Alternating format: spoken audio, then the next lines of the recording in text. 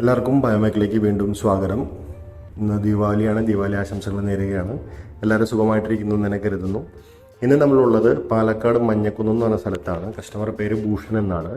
അദ്ദേഹത്തിൻ്റെ ഇവിടെ ഒരു 5 മുതൽ 10 പശുക്കൾ വരെയുള്ള ഒരു ചെറിയൊരു ഫാമാണ്. എക്സ്റ്റൻഷൻ പിന്നീടാണ് നമ്മൾ ചെയ്യുന്നത്. ഇവിടെ നമ്മൾ ചെയ്യാൻ പോകുന്നത് ഫിക്സഡ് പ്ലാന്റ് ആണ്. നമുക്ക് ഏകദേശം ഒരു 20 കിലോ ചാണകവും 30-40 ലിറ്റർ ഗോമൂത്രവും ട്രീറ്റ് ചെയ്യാൻ പറ്റുന്ന ഒരു മോഡലാണ്. അവരുടെ ഫാമിലേക്ക് വേണ്ടുന്ന പാചകവാതകം ഇതിൽ നിന്ന് ലഭിക്കുന്നതാണ്. അപ്പം അതിൻ്റെ വിശേഷങ്ങളാണ്. സ്കിപ്പ് ചെയ്യാതെ കാണുമെന്ന് പ്രതീക്ഷിക്കുന്നു. കുറച്ച് ലെങ്തി വീഡിയോ ആണ്, എന്നിരുന്നാൽ പോലും പോകാം വീഡിയോയിലേക്ക്. എല്ലാവർക്കും അറിയാവുന്ന പോലെ നമ്മളിത് ഫസ്റ്റ് നമ്മൾ ചെയ്യുന്നത് കുഴി എടുക്കുകയാണ്. കുഴി നമുക്ക് ഏകദേശം ഒരു 12-13 അടി ഡായ ഉണ്ടെങ്കിൽ നമുക്ക് കുഴി ശരിയായി. അതിന് നമ്മൾ JCB ആണ് കൂടുതൽ ഉപയോഗിക്കുന്നത്. JCB അറിയാത്ത സ്ഥലത്താണെങ്കിൽ നമ്മൾ മാനുവലായിട്ട് കുഴി എടുക്കുകയാണ് ചെയ്യുന്നത്. കുഴി എടുത്തതിന് ശേഷം നമ്മൾ JCB കൊണ്ടോ ഇപ്പോൾ മാനുവലാണെങ്കിൽ പോലും നമ്മുടെ സ്റ്റാഫിനെ വെച്ചിട്ട് അത് ഷേപ്പ് ചെയ്ത് സെൻറ്ററിൽ ചട്ടിക്കുഴി എന്ന് പറയും ഫണൽ ഷേപ്പിലേക്ക് മാറ്റും. അതിനുശേഷമാണ് അത് കോൺക്രീറ്റ് ചെയ്യുന്നത്. അത് കോൺക്രീറ്റ് ചെയ്തതിന് ശേഷം നിങ്ങൾ വീഡിയോയിൽ കാണുന്ന പോലെ അത് നമ്മൾ ഫുള്ളായിട്ട് ഫ്രെയിം സ്ട്രക്ചർ ചെയ്തിട്ട് അതിൻ്റെ മുകളിൽ പ്ലാസ്റ്ററിംഗ് ആണ് ചെയ്യുന്നത്. പ്ലാസ്റ്ററിംഗ് കഴിഞ്ഞ് കഴിഞ്ഞാൽ നമ്മൾ ഇൻലെറ്റ് ഔട്ട്ലെറ്റ് ടാങ്കുകൾ പണിയും. അതിനുശേഷം ഫുള്ളായിട്ട് ഇൻലെറ്റ് ഔട്ട്ലെറ്റ് പ്ലാസ്റ്റർ ചെയ്യും. അതിനുശേഷമാണ് നമ്മൾ ഫുൾ കംപ്ലീഷൻ ചെയ്യുന്നത്. നിങ്ങൾക്ക് വീഡിയോയിൽ കറക്റ്റായിട്ട് കാണാൻ പറ്റും. അതുകൊണ്ട് വീഡിയോ സ്കിപ്പ് ചെയ്യാതെ കാണുമെന്ന് തന്നെ പ്രതീക്ഷിക്കുന്നു. പിന്നെ പറയാനുള്ള കുറച്ച് കാര്യങ്ങളെന്ന് പറയുന്നത്, ഇത് കൂടുതലും നമ്മൾ ചെയ്യുന്നത് ഫാമുകളിലേക്കാണ്. പ്ലസ് ഇപ്പം നമ്മൾ ചെറിയൊരു വീടാണെങ്കിൽ പോലും ഫാം അല്ലെങ്കിൽ പശു ഉണ്ടെങ്കിൽ നമുക്ക് ഈസി ആയിട്ട് LPG റീപ്ലേസ് ചെയ്യാൻ പറ്റുന്ന അത്രയും ഗ്യാസ് ഇതിൽ നിന്ന് ലഭിക്കും. ഇപ്പോൾ ഒരു 5-6 ഫാമിലിയുള്ള വീട്, 2 പശുക്കളോ 3 പശുക്കളോ ഉണ്ടെങ്കിൽ ഈസി ആയിട്ട് ഈ പ്ലാന്റ് ചെയ്യാം. ഒരു പശു ആണെങ്കിൽ പോലും നമ്മുടെ വീട്ടിലെ വേസ്റ്റ് കൊണ്ട് ഈ പ്ലാന്റ് റൺ ചെയ്യാൻ പറ്റും. ചെയ്യുന്നതിൻ്റെ ഏറ്റവും വലിയ ഗുണം എന്ന് പറയുന്നത് നമ്മുടെ വീട്ടിലുള്ള LPG നമുക്ക് റീപ്ലേസ് ചെയ്യാൻ പറ്റും.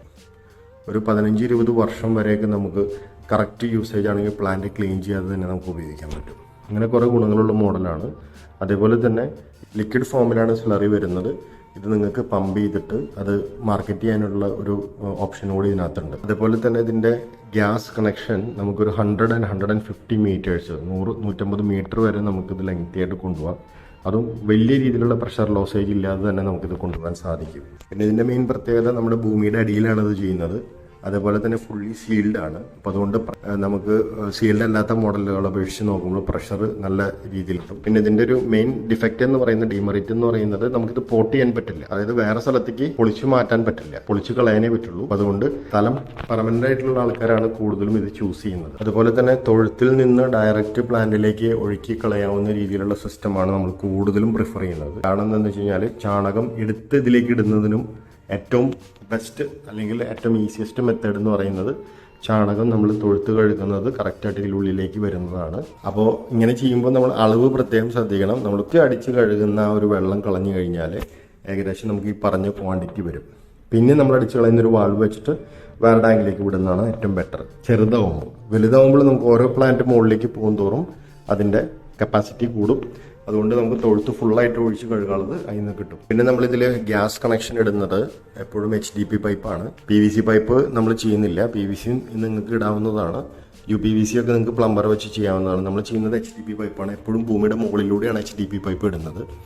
അത് 3/4 ഇഞ്ചിൽ നിന്ന് 1/2 ഇഞ്ചിലേക്ക് റെഡ്യൂസ് ചെയ്യുമ്പോൾ നമുക്ക് അത്രയും പ്രഷറിൻ്റെ വേരിയേഷൻ വരും. അപ്പോൾ നമുക്ക് കറക്റ്റ് ആ ഒരു പ്രഷർ സ്റ്റൗവിലേക്ക് കിട്ടുകയും ചെയ്യും. UPVC ആണ് ചെയ്യുന്നതെന്നുണ്ടെങ്കിൽ നിങ്ങൾക്ക് ഏത് രീതിയിൽ വേണമെങ്കിലും വാളിനോട് ചേർന്നിട്ടൊക്കെ നമുക്ക് കൊണ്ടുപോകാനായിട്ട് സാധിക്കും.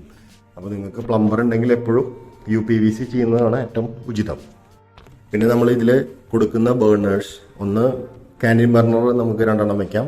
അല്ലാന്നുണ്ടെങ്കിൽ ഒരു ഡബിൾ ബർണർ, ഒരു സിംഗിൾ ബർണറും വയ്ക്കാം. അല്ലാന്നുണ്ടെങ്കിൽ 3 സിംഗിൾ ബർണർ വയ്ക്കാം. അത് നിങ്ങളുടെ സൗകര്യാർത്ഥം നമ്മളോട് പറയുന്ന ഓർഡർ തരുന്ന സമയത്ത് നിങ്ങൾ പറഞ്ഞാൽ നമ്മൾ അതിനനുസരിച്ചിട്ടുള്ള കാര്യങ്ങൾ ചെയ്തു തരുന്നതായിരിക്കും.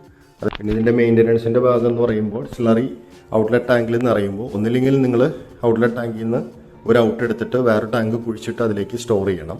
അല്ലാന്നുണ്ടെങ്കിൽ ഡയറക്റ്റ് പമ്പ് ചെയ്ത് കൃഷി സ്ഥലത്തിലേക്ക് കൊണ്ടുപോകാനായിട്ട് ശ്രദ്ധിക്കണം. അല്ലാന്നുണ്ടെങ്കിൽ നിങ്ങൾ ഡയറക്റ്റ് അതിൽ നിന്നൊരു ബോട്ടിലിംഗ് ആയിട്ടുള്ള സെറ്റപ്പ് ചെയ്ത് അത് ഒഴിവാക്കണം.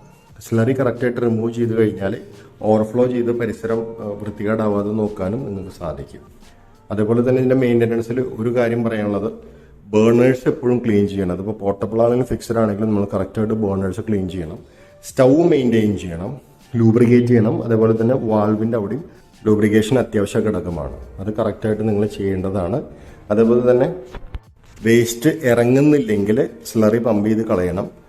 അല്ലെങ്കിൽ അപ്പോൾ തന്നെ സ്റ്റോപ്പ് ചെയ്തിട്ട് വേസ്റ്റ് ഇവിടെ ബ്ലോക്ക് ഉണ്ടോ ഇല്ല എന്നുള്ളത് ചെക്ക് ചെയ്ത് കുത്തി കൊടുക്കേണ്ടതാണ്. കാരണം ആ പൈപ്പിന്റെ ഉള്ളിൽ കൂടെ നമ്മൾ കൊടുക്കുന്നത് 4-5 പൈപ്പ് അല്ലെങ്കിൽ 6-5 പൈപ്പ് ആയിരിക്കും. ഇതിന്റെ ഉള്ളിൽ കൂടെ പോകുന്ന രീതിയിൽ വേണം നമ്മൾ വേസ്റ്റ് കട്ട് ചെയ്തിട്ട് ഫീഡ് ചെയ്യാനായിട്ട്. ചാണകവും വെള്ളവും മാത്രമാണ് ഇടുന്നതെന്നുണ്ടെങ്കിൽ ആ കാര്യം നിങ്ങൾ ചിന്തിക്കേണ്ടതില്ല. ഫുഡ് വേസ്റ്റും കൂടി ആഡ് ചെയ്യുമ്പോഴാണ് നമ്മൾ ഈ കാര്യം കൂടി പ്രത്യേകം ശ്രദ്ധിക്കേണ്ടത്. പിന്നെ നമ്മളിത് സ്ലറി ഔട്ട്ലെറ്റിന്റെ മുകളിൽ സ്ലാബ് കവറിങ് കൊടുക്കുന്നുണ്ട്. അത് നിങ്ങൾ ഒരിക്കലും സിമെന്റ് ചെയ്യരുത്. കാരണം ആ സ്ലാബിലെ ഗ്യാപ്പിൽ നമുക്ക് ജസ്റ്റ് ഒരു കമ്പി വെച്ച് തിക്കി കഴിഞ്ഞാൽ സ്ലറിയുടെ അവസ്ഥ എന്താണെന്നുള്ളത് നമുക്ക് മനസ്സിലാവും. സിമെന്റ് ചെയ്യുമ്പോൾ പിന്നെ വീണ്ടും അത് കുത്തിപ്പൊളിക്കേണ്ടി വരും. നമുക്ക് എപ്പോഴും സ്ലാബ് ഇളക്കാവുന്ന രീതിയിൽ വേണം ഇത് ഫിക്സ് ചെയ്യാൻ വേണ്ടിയിട്ട്.